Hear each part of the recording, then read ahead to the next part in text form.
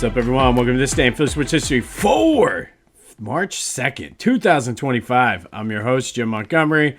Welcome to a Sunday edition of the podcast. A very cold Sunday after the spring tease we had yesterday morning. But let's do some quick housekeeping notes. First, be sure to follow me on social media, Jimbo_Mott on Twitter and TikTok. On Instagram, at PhillyJimbo. Subscribe to the YouTube channel, Jimbo_Mott. Continue to spread the word as we grow this thing. Just a reminder, the Philadelphia Sports Hall of Fame ballot is officially out. You can have a chance to win 2 VIP tickets to the ceremony in November. All you have to do is follow the link in the description, fill out your ballot, and if it most closely matches the actual induction class, you will win those 2 free VIP tickets to Live Casino in November. If you have any questions, don't hesitate to reach out. Be sure to check out my friends at onpattison.com. Great Philly sports coverage. You can get their newsletter delivered right to your inbox. They feature us in there a couple times a week. Great stuff happening over at onpattison.com. All right, let's start with the Flyers. Good win for them over the Winnipeg Jets yesterday. 2-1 in a shootout. It is their 5th straight game with a point. Mishkov with the game winner in the shootout. Ivan Fedotov started for the first time in a while in goal, had 29 saves. I don't know, 4 points out of the wild card, and they're off now till Tuesday, so they get to see some of those teams play between now and then. But we have some Flyers hockey to watch, and it's going to be fun. This team is still probably a year or two away from making some noise, but it's fun to see these young guys grow. And last week, I think it was, I mentioned the trade deadline. The trade deadline has not passed yet for the NHL, so I was correct in that. It's in a week or so. But good win for the Flyers, 2-1 over the Jets out in Winnipeg. Got the point. They're only 4 points back now for that final spot. I believe they're trailing Detroit, but there's a couple other teams for them to jump over. But it's going to be fun. We got something to watch. And then our other winner team, the enigma that is the Philadelphia 76ers. No Jimmy Butler for the Warriors last night, and I've never been more disappointed in a win. 126-119. They snapped the 9-game losing streak. Quentin Grimes had 44. Paul George with 17. He's averaging now 21 points a game since he's given up his podcast. And I respectfully, Paul, say, please go back to the podcast so we can get a good draft pick. Sixers are now 3 games back of the 10th spot for the play-in and a half game back of that 6th seed. And that 6th draft pick. And that 6th draft pick is huge considering that their pick is top 6 protected this year. I don't know. They're going to screw around. And that does lead into yesterday's question of the day. Let's recap it. I asked you, where do the Sixers go from here? Lots of thoughts, lots of ideas. 40% of you said blow it up. 30% said they need a new GM. Personally, I think if they're going to blow it up, I'd rather see a new GM come in because I don't trust it. Lots of good ideas, though. A lot of people said tank. A few people said sell the team, which I don't think is going to happen at this point, at least until the new arena opens up. A couple people said start the process 2.0. Specifically when they said blow it up. And the winner of the day, especially considering the way this game played out, they're going to end up winning just enough to get the 11 seed, but not get the top 6 pick. So they're going to end up finishing probably right where they are, and I could not agree more. And then they come out with that effort yesterday. Tickets are still going for $2, which sounds good on the surface. Even with the fees, you can go take a family of 4 to the Sixers for under $20. But they're not discounting parking or concessions either. So you got that. But Sixers with the win over the Warriors. They are back in action tomorrow against Portland, another team that's not very good, who's actually playing today. They're going to screw around and mess this up. And I don't know. The one thing I did see, though, is there might be some relief on the way depending on how things go. They could apply, if Joe's not ready to play, for next season or can't play next season, they are able to get a medical retirement, which essentially would he would still get paid, but it would take his money off of the salary cap, which would free up some space for them. But again, I don't trust this regime to make those decisions. But here we are. They're going to screw this up. I can already see it. But thank you, as always, for participating in the question of the day. We'll have another one here later in the show.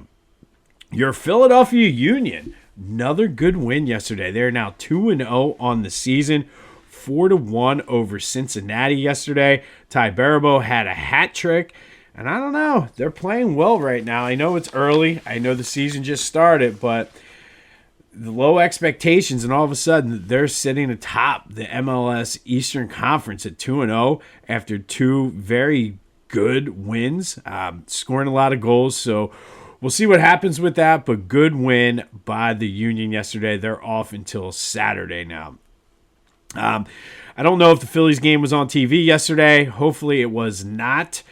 They only got managed one hit yesterday, and that was by Johan Rojas. Now, I'll preface that with none of the regulars really played in this game.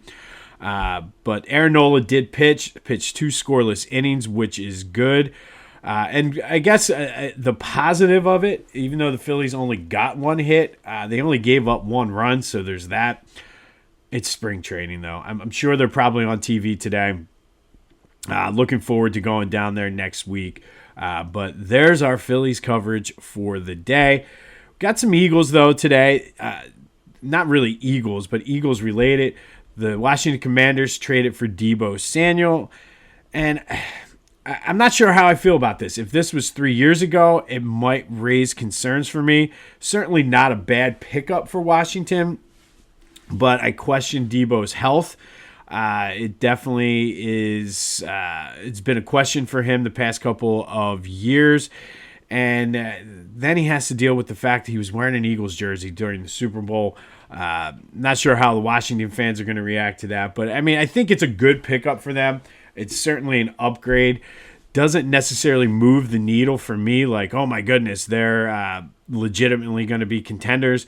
But they have a ton of money. They're in the conversation for Myles Garrett, so it's still early for them. But Deebo Samuel, like I said, it's a good pickup. Like, it's not something that, like I said, I'm like, oh my God, I can't believe they got Deebo Samuel. It's one of those things. Let's see how it goes. And truthfully, with our secondary, I'm not as concerned. But it's Eagles news nonetheless.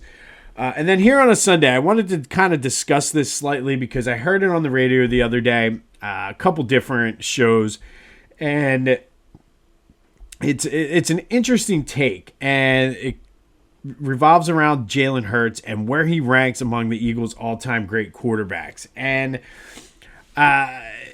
depending on who you talk to, I think, to me, the list prior to this season was Donovan McNabb, Randall Cunningham, and then you kind of have the debate. Could it be Jalen Hurts? Could it be Ron Jaworski? You could throw Michael Vick in there. A lot of people put Nick Foles up in the top three. A lot of people put Nick Foles into the top quarterback. I can't do that because, to me, you have to look at the whole body of work. He had the Super Bowl run, the 27-2, but for the most part, he was just an average quarterback for the Eagles. But now that he has a Super Bowl MVP, now that he has the Super Bowl championship, where does Jalen Hurts rank? And I think you have to make, and to me, right now, it's McNabb number one. As much as I love Randall, I cannot put Randall over Donovan.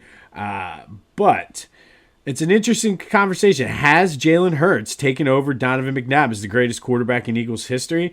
You can make a very, very strong case for that. I don't know if I'm quite there yet.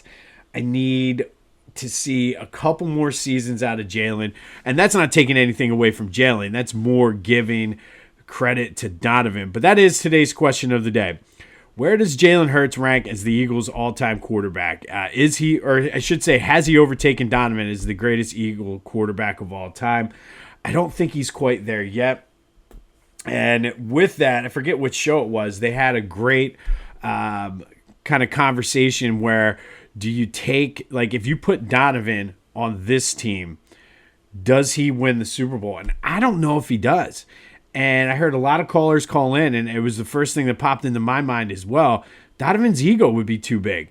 I don't know if he would be able to get along with A.J. Brown. I don't know if he would be able to deal with the fact that they wanted to run the ball with Saquon.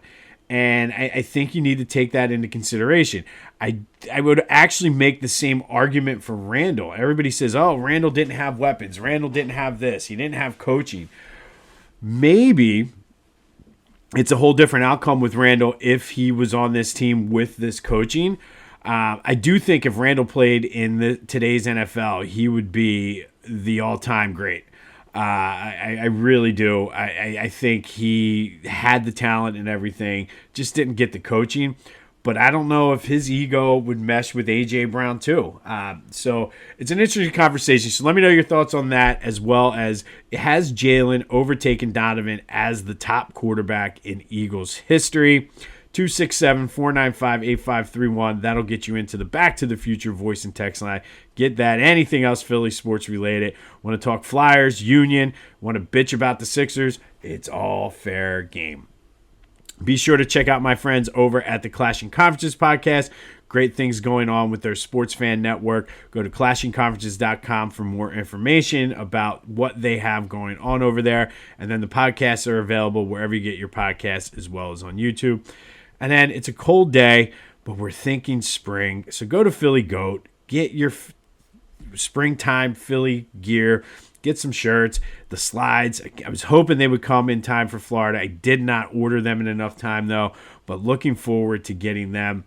It's canvas loafer season.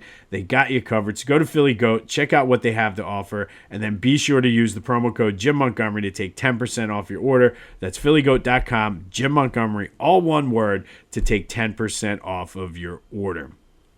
All right, today we're going to go back to 1962. And on this day in 1962, the Philadelphia Warriors beat the New York Knicks 169-147 out in Hershey, Pennsylvania. And the 4,124 fans in attendance saw perhaps the greatest performance in NBA history. Yes, today is the anniversary of Wilt Chamberlain's infamous, or famous, however you want to call it, 100-point game. He scored 100 points on 36 for 63 shooting, went 28 for 32 from the free throw line, which, if you know anything about Wilt Chamberlain, was notoriously a horrible foul shooter, but went 28 for 32. Also added 25 rebounds just because he could. There is no video footage of this. We are relying on Harvey Pollack, who was the statistician for both the Warriors and then the Sixers. So if he says it happens, it happened. But he's the guy that was responsible for writing the 100 on the piece of paper that everybody has that famous picture, which, by the way, go to Philly Goat. They have a shirt. They also have a 10,000 shirt. If you know, you know. But he took that picture. In that game, Wilt set 7 other NBA records, that including for most field goals in a game, most attempts in a game, most field goals in a half, most free throws made in a game, most field goal attempts in a half and a quarter, and most points in a half.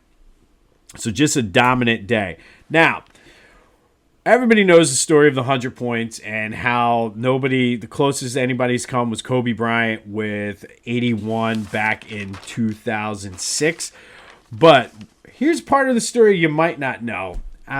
It was late in the regular season. The Warriors were already basically resigned to the fact they were going to be the number 2 team in the Eastern Division that year.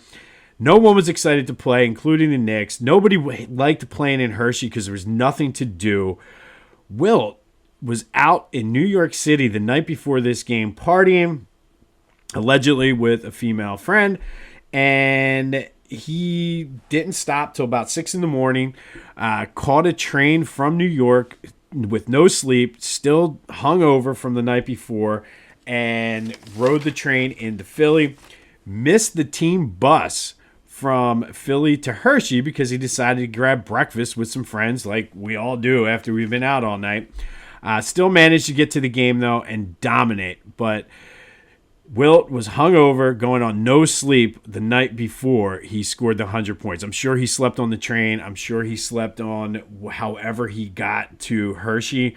But just makes the myth and the legend of Wilt Chamberlain even better that he was hungover and going on no sleep.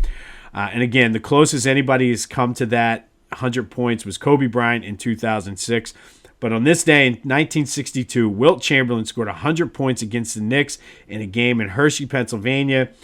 No video footage. It just goes to show at that point, too, how the NBA just was not as big as college basketball was at the time. It was still the early days of the NBA. So there's zero video footage. There's a couple still photos, but you have Harvey Pollack, who was the great statistician for the Warriors and the Sixers, was able to confirm it. But Wilt Chamberlain, hungover, no sleep, scored 100 points. And again, we've talked about this on this show before. I think when it comes to certain guys, Babe Ruth, Wilt Chamberlain, you kind of put them on a whole different level. And the fact that he did this with no sleep, hungover, just kind of solidifies his legend status, where he's not even in the GOAT conversation. He's in a legend status. But that happened on this day in 1962. And then finally today, in honor of Women's History Month, as well as getting geared up for March Madness, we're going to continue our Women's Big Five Hall of Fame spotlight.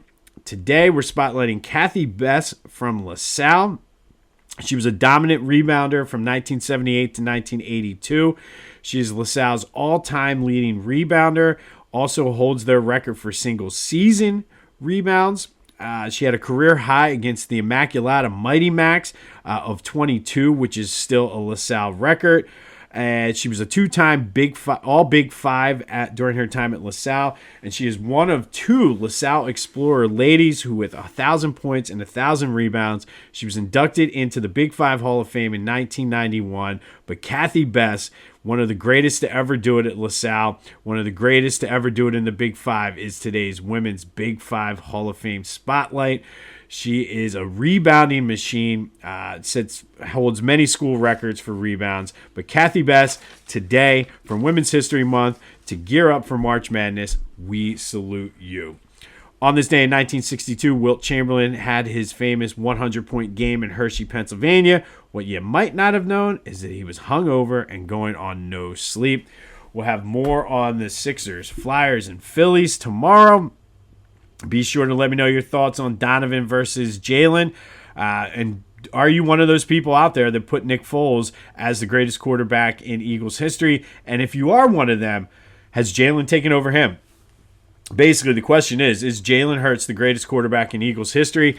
You can certainly make a compelling case, and I think there's no doubt in my mind if the trajectory continues the way it is, he will certainly be there. But that is all we have for today. This has been This Day in Philly Sports History for March 2nd, 2025. My name is Jim Montgomery. Go have yourselves a Sunday, and until next time, I'll see you when I see you.